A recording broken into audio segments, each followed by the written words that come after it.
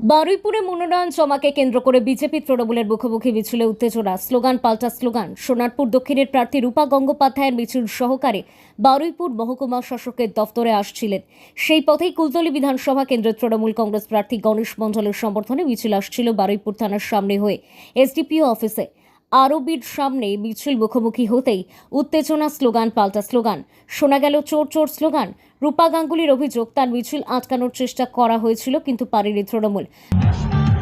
ওরা সবাই জানে যে আমাদের নমিনেশন আছে, ইচ্ছে করে এখানে আটকাবার জন্য একটা এখানে মানে জমায়েত করে আটকে দিয়েছে। কিছুক্ষণ করলো, তারপর চলে গেল। পারেনি তৃণমূল। গণেশচন্দ্র মণ্ডল বলেন, দুটো মিছিল মুখোমুখি হয়েছিল কিন্তু কোনো গন্ডগোল হয়নি। দুটো মিছিল মুখোমুখি হলে যা হয় সেটাই। গণতান্ত্রিক দেশ, সবাই নমিনেশন জমা দেবে। না, আমরা যখন আসি তখন এটা দেখুন, গণতান্ত্রিক দেশ, সবাই গণতান্ত্রিক এই উৎসবে প্রতিদ্বন্দ্বিতা করবে, এটাই তো স্বাভাবিক।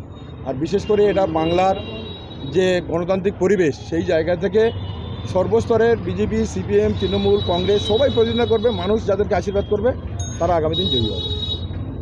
অভিযোগ করতে যে তাদেরকে আজকে স্লোগান দেওয়া হয়েছে। না না না, এটা বাজে কথা, এসব ঠিক না। মুখোমুখি দুটো মিছিল